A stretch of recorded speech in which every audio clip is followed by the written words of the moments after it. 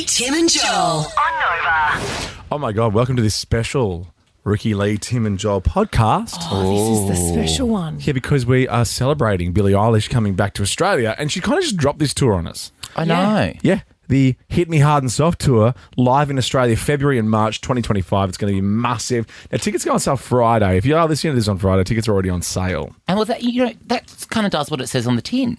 She's hit us hard and whatever it is. Hard and fast. Hard and fast. No, it's hard and soft. Oh, hard and soft. Yeah. Yeah. You guys really are the that's- Billie Eilish crowd, I wouldn't have thought. I went to me and Jack Charles went to the last Billie Eilish music concert. Extravaganza. And You didn't we like it? spoke through the whole thing. No, well, she's not She's not your thing. my thing, but I appreciate her. Yes, of course, but you like listening to her music in your own space and own time, whereas Yes. you like a pop star show with wind machines, sequins, Yeah. costume I just changes, choreography. I just want a Ricky Lee show. You know? Yeah. I get it. saw Billie Eilish when she was 16 at the Lansdowne Hotel in Sydney. She's not that old. Oh, she was 16. Damn, that joke really didn't work. Yeah.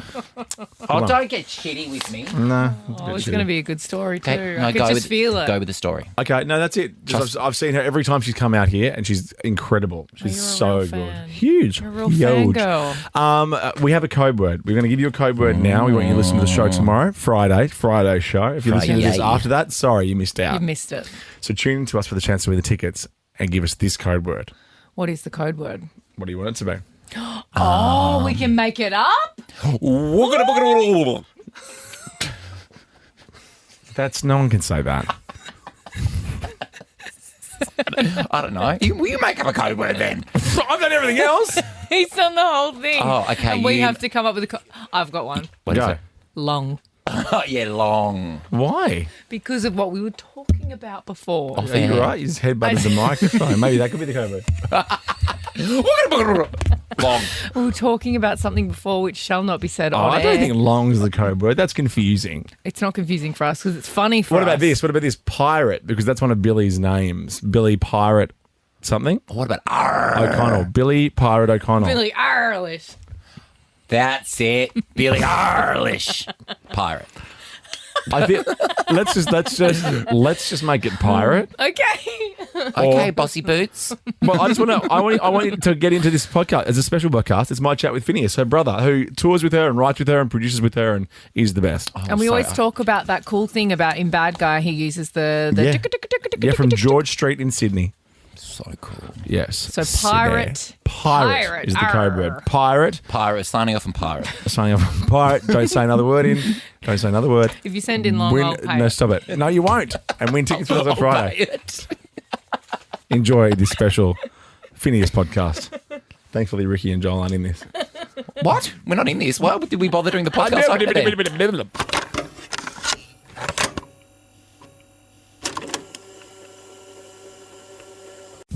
Hi, this is Finneas. I'm a songwriter and a record producer and sometimes an artist.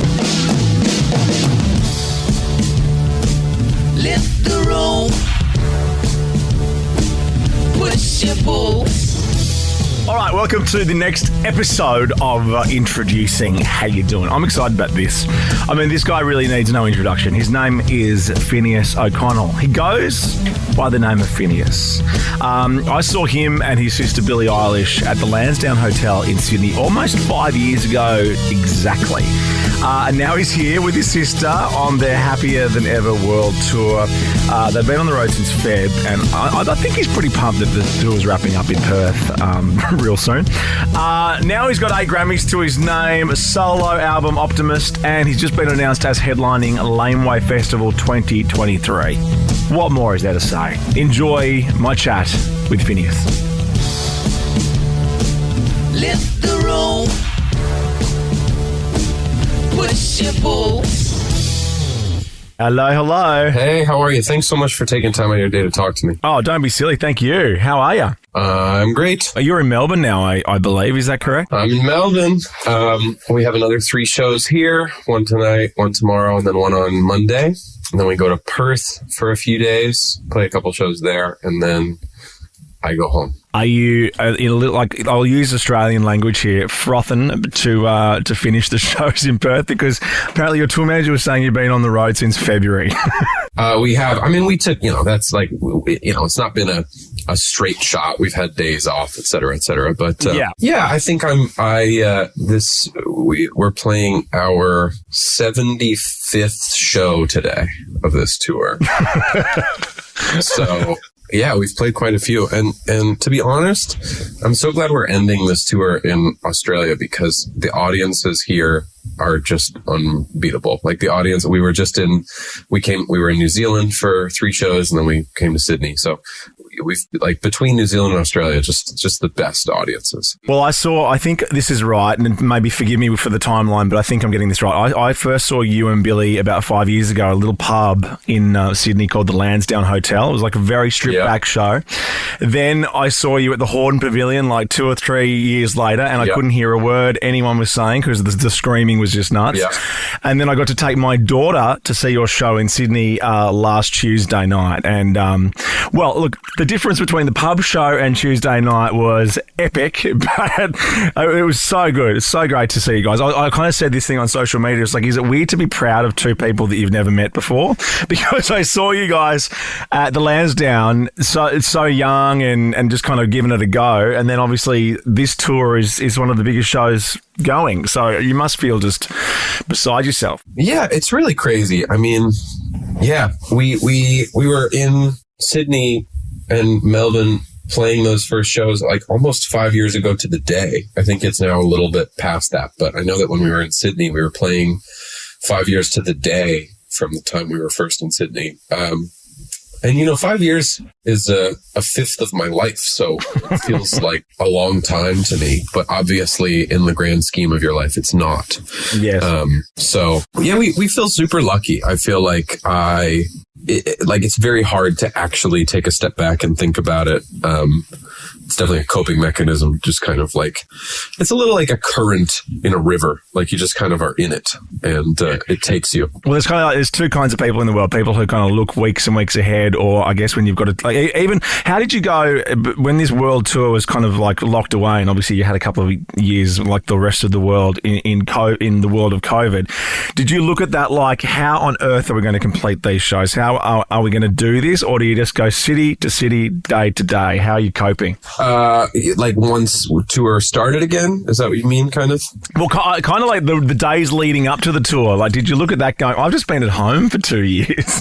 Well, leading up to the tour, we were really excited to get back to it just because obviously we'd missed it like everybody else. And it felt like such a privilege to be doing it again and be experiencing it again. But yeah, I mean, I'm a big, like breaks are super important to me in terms of tour and enjoying it. So yeah, I'm always kind of counting down to the next break. Like the first run was a couple months, and then we had the end of April and kind of all of May off, and then we had all of June on, all of July off, like a couple weeks in August, and then obviously all of September we've been here.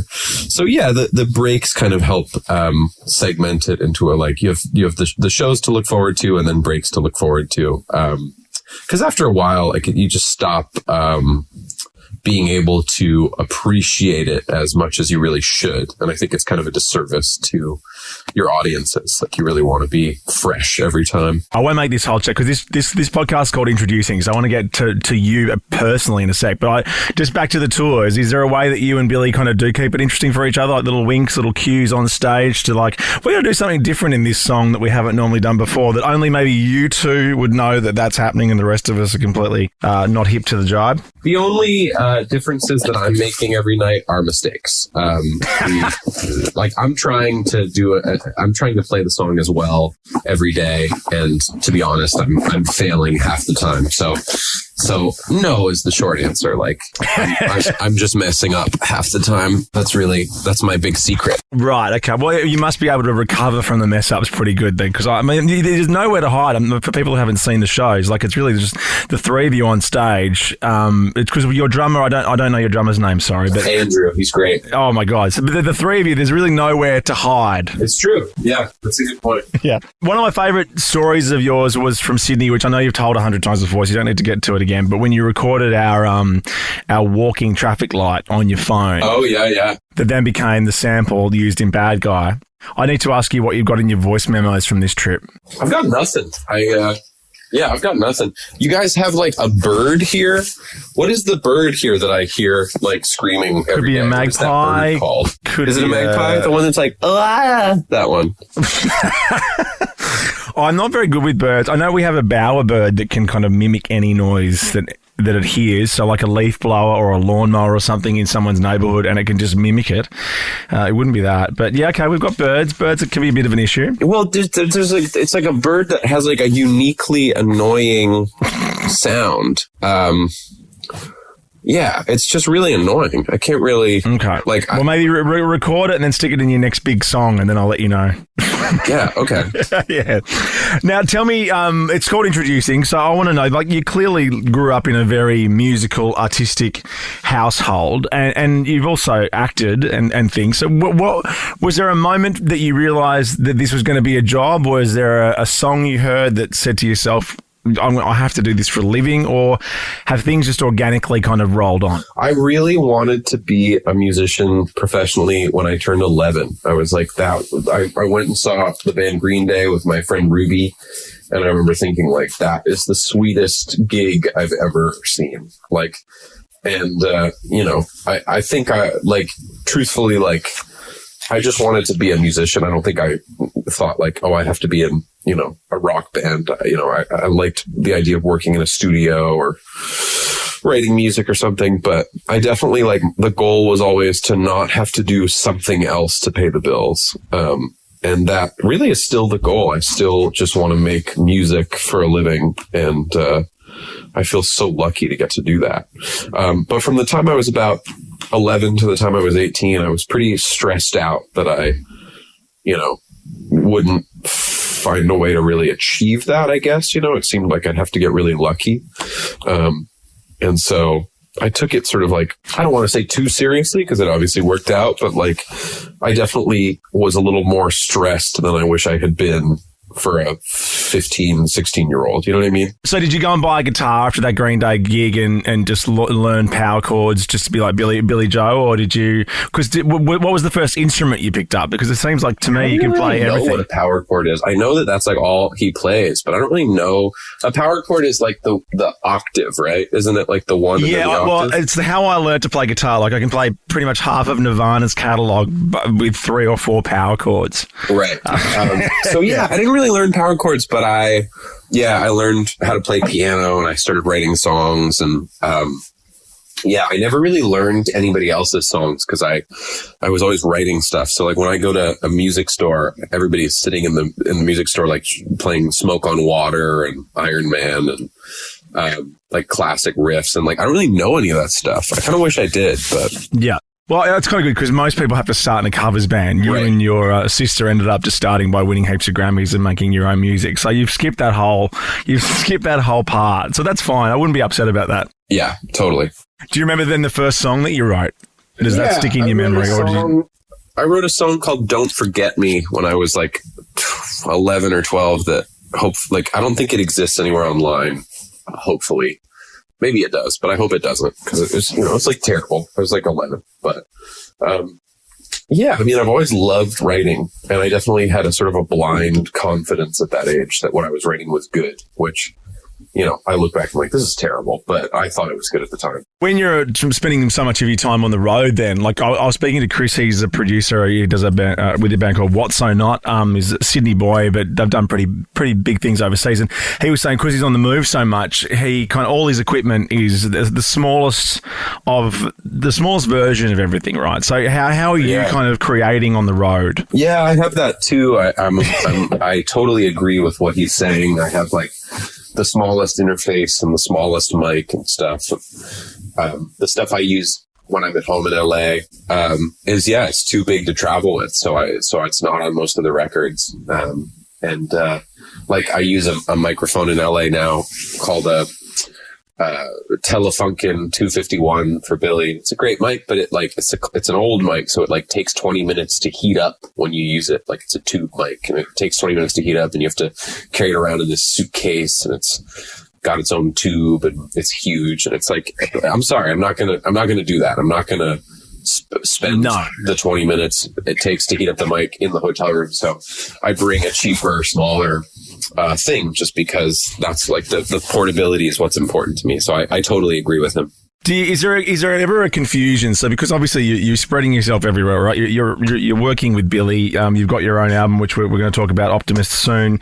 Then you're also working and collaborating with other people. Do you ever create something and like maybe initially for you, and then go, oh, that's actually going to be better for this person, or does it happen the other way around, or can you really separate all that, if that makes sense? I try to separate it, but sometimes it just happens. I wrote When the Party's Over without thinking that it was for Billie, and then it was so obviously for Billie, that I thought, oh my gosh, like this has to be a Billie song. And then I wrote the 90s kind of for Billie, and then it was for me. I was like, oh, this makes more sense if it's for me. And part of the reason the 90s was for Billie is she was literally born in 2001. So I liked the idea of like a song about a decade before she was even alive. But then I thought, you know what? I think it makes more sense if it's like a decade that I was born at the very end of. So yeah, but sometimes it happens. But usually I try to delineate. And with Billie, on her second full-length album, Happier Than Ever, like she co-wrote every song. So that also was, there's nothing on that record that she didn't end up writing on, even if it was stuff that I started without her. How do you feel with your debut studio album, Optimist? It's out there now. Was it a long process for you, or was that something that you kind of just spewed out and you're happy to get out? Like, talk us through the kind of the making and then the feeling now that that's finally out there, that piece of work. I'm very proud of that record, and I'm very honored that people seem to like it and still be listening to it. It was hard to prioritize, like, doing something just for myself over working with other really talented artists. So that was like the big challenge of making that album. Was like I'd finished Billie's album, and then I was like, well, if I want it to come out at this time and I want it to come out with vinyl, it really needs to be done by, I think it was like, May 15th or something at the time. So it needed to be done way in advance. And yeah, I think it was just sort of hard to prioritize my own career when you get like an offer from an artist you've loved for years. You're like, oh my God, I really want to work with that person. So that was the big challenge. And it remains the big challenge. Sometimes it's hard to like want to sit down and produce, like writing. I've always written songs alone, but I'm talking like producing, recording them, which is sort of a more laborious process, in my opinion. Like sitting and recording my own voice for 6 hours. Like there's so many better vocalists. Is there anyone that you're chomping at the bit to work with, or is your inbox filled with requests and you're just waiting to get back to them? I mean, naming names is always very risky, so I appreciate it if you don't want to answer that question. Yeah, let's see. I'm a huge Megan Thee Stallion fan. I love Claire Rosenkrantz right now. I love AV Dummy. AV Dummy's really cool. And who else did I find recently that I thought was so good? There's this artist, Addie. What is the full name? Sorry for slowing this down. No, that's all right. No, this is okay. Addie Idol. ADDY. Oh, yeah. IDOL. I really like Addie Idol. What about, I've just noticed as well, it's good timing. You're about to leave Australia, but we've announced you coming back here in February for the Laneway Festival. How are you feeling about coming out? Right. And how your shows, because obviously for people who have seen the Billie Eilish shows, the staging is out of control. Like how do you see a Finneas show? Well, or have you not worked that out yet? First of all, we're doing, I'm not headlining this festival, and it's a festival which is smaller in general. Yeah. So, it'll be me and some musicians on stage, playing, and that'll be what we can accomplish. Maybe it might say Finneas in the background. Yeah, potentially. If there's a screen, if there's a screen, it might say that. Yeah. Okay. Sure. But so I kind of knew that as I was saying. Yeah. Apologies. It'll be fun. I did a tour in the fall in the U.S. that was a bus tour, so that I could bring more production on that. And my big request was lasers. We had a lot of lasers on that tour, which I thought was sort of like it looked sick. We have this laser guy named Bull who travels with us, and he did a great job. But I think like when I told that to my team, like I make sort of like singer-songwriter music, and like the idea of like, they were like, so what do you want? Like for production, like you want like really pretty lights or like a, you know, like some like a banner or something. And I was like, I think I want lasers. And I think that like the juxtaposition of that with like piano ballads was funny to them. But, I thought it was cool, so I regret nothing. No, it must be a thing, because I remember interviewing Kevin Parker, Tame Impala, and he said pretty much when he started making his own money, he ended up buying his own lasers, because lasers are very expensive to hire, apparently. Not that I've ever been in the market for lasers, but maybe that's something you want to look at in the future. I also feel like Tame Impala makes like the perfect music for lasers. Mm-hmm. Yeah, they do. Yeah, certainly added to the show. But yeah, the Laneway Festival, you're out here with Haim and Phoebe Bridges and a great band, Fontaines DC. Are there any friends on this tour? I mean, you'd be bumping into the Haim girls constantly, wouldn't you, living in California? I love the Haim family. I love Phoebe and her band. I love Girl in Red. I am a big fan of Joji. I'm a big fan of Turnstile. I'm a big fan of 100 Gex. So I'm pretty excited to spend time with everybody. And from what I remember of Laneway in 2018, when Billy and I did it, it's like kind of a party the whole time. So I hope it still is that way. Oh, absolutely. Well, February in Australia, it's almost, you're kind of getting to our hottest month as well. So don't pack long pants. Yeah. And I used to do all my shows in suits. And I think I'm going to take a break from that for this run. I don't think I should do. I did a suit at Coachella, and I thought I was going to. I became convinced that I had sweat through the butt of the suit, like that I had like a sweat stain on my ass, and so I was doing like the whole show like in kind of a 2-dimensional way, where I was like never turning away from the audience because I'd convinced myself that there was like a sweat stain. And I looked at photos and like there wasn't, so I was okay. But it was definitely like so nerve-wracking. Of all the places to do that too, not only are you in front of like over 100,000 people, but it's YouTubed around the world. It's the one show you don't want a wardrobe malfunction. Yep. Now, I noticed in Australia, you're doing 4 shows at Rod Laver Arena in Melbourne. You're there again tonight, tomorrow night for the grand final, the AFL grand final, and then Monday. Pink has the record for 18 Rod Laver Arenas, so that's what you're working toward. It's a big music town, Melbourne. Are the crowd? She didn't do like 18 in a row, did she? She did like 18 over years. I believe she. Hang on, I'm getting this confirmed. You have no idea how much Australia's in love with Pink. It's actually crazy, but I believe it could have been in one tour. No, hang on, we'll work that out. But no, Melbourne's a great music town. Are you sneaking into the AFL? This will air after the grand final, so you can be honest with me. Are you sneaking into the AFL grand final tomorrow? No, I didn't even know there was an AFL. Okay, good. You know, sometimes like record companies like to show their artists like the local footy team and stuff like that. It's just a big day in Melbourne tomorrow to be an Australian rules football fan. Yeah, I mean.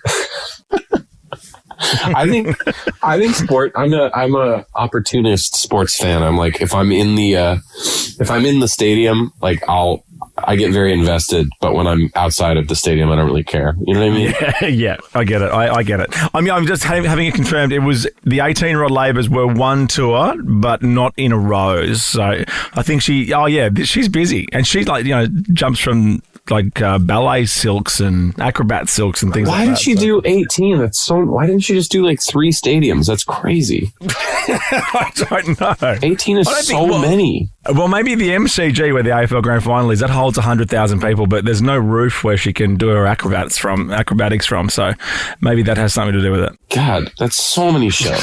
That is like so many. If I had to play 18 shows in a row in the same city, I would lose my mind. Well, lucky you've only got 4 in Melbourne and 3 to go. Now, anything like we normally kind of end the podcast with things that you'd like to introduce us to, but you kind of did go through some of your favourite artists. But is there anything that, even from an artist that we love and know, like, is there anything you're listening to at the moment that you're just loving? I'm a huge fan of this artist I've had the pleasure of working with a little bit called Lexi Jade. She's brand new. I think she's incredible. The stuff I have been lucky enough to make with her, I'm proud of. And then the stuff she's made without me, I also think is incredible. So I'm semi-impartial. And lately I've just been like on a tear listening to the band Cake from like 99. I just listen to a lot of Cake. What's your favorite Cake song? I really I'm in pretty deep these days. So like it would be hard for me to pick just one. Okay. Yeah. I think Hem of Your Garment is pretty sick. I think Never There is incredible. I love their cover of I Will Survive. I played that to a friend of mine before and they didn't realize that was a cover. I'm like, yeah. That's so good though. Yeah, the Survive cover is bomb. I mean, like, I know I'm like naming like their popular songs, but that's good though. As with most bands, like they're popular for a reason. I'm a big fan of, I mean, like every time I hear The Distance, which I know is like their big hit, I'm like, that is like the most bomb song. Yeah, but it's good, but their weird like obscure stuff is incredible too. I love Alpha Beta Parking Lot, and I love Satan Is My Motor.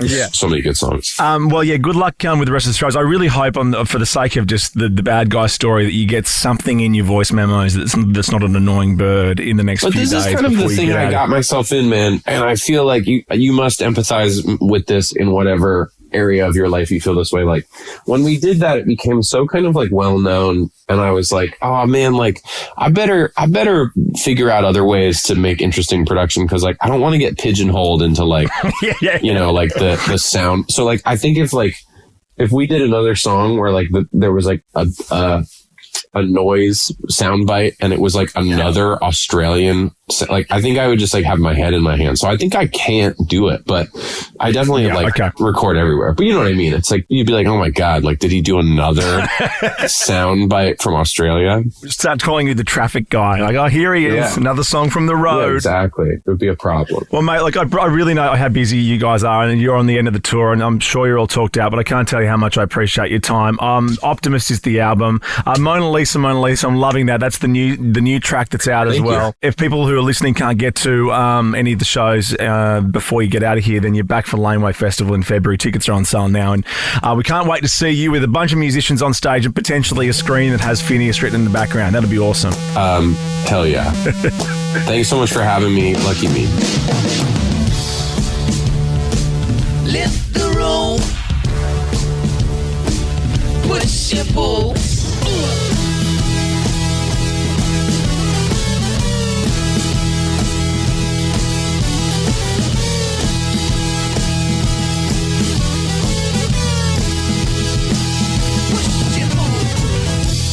Ricky Lee, Tim and Joel on Nova.